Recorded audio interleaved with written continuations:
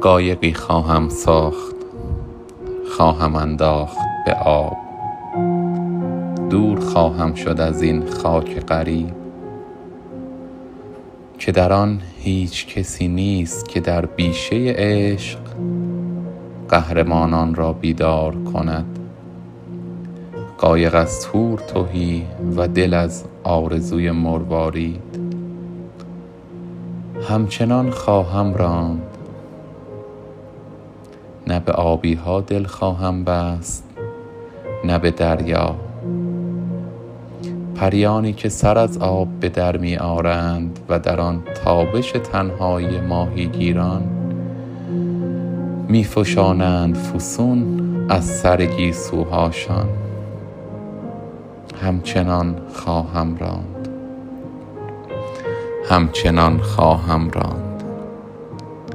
دور باید شد، دور.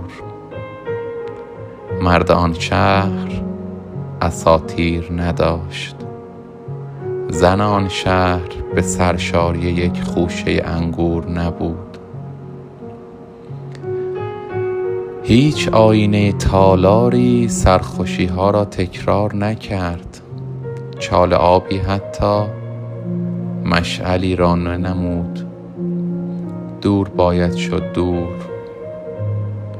شب سرودش را خواند. نوبت پنجره هاست. همچنان خواهم خواند، همچنان خواهم راند.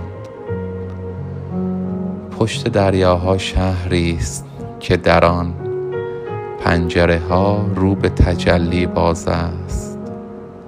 بام ها جای کبوترهایی است که به فواره هوش بشری می نگرند. دست هر کودک 10 ساله شهر شاخه معرفتی است.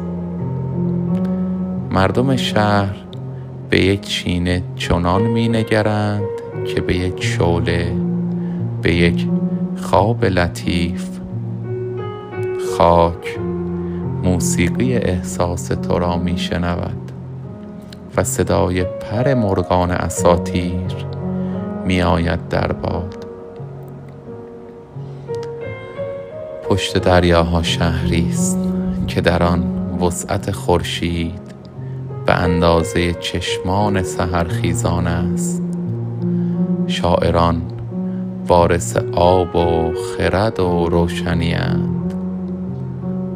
پشت دریاها شهری است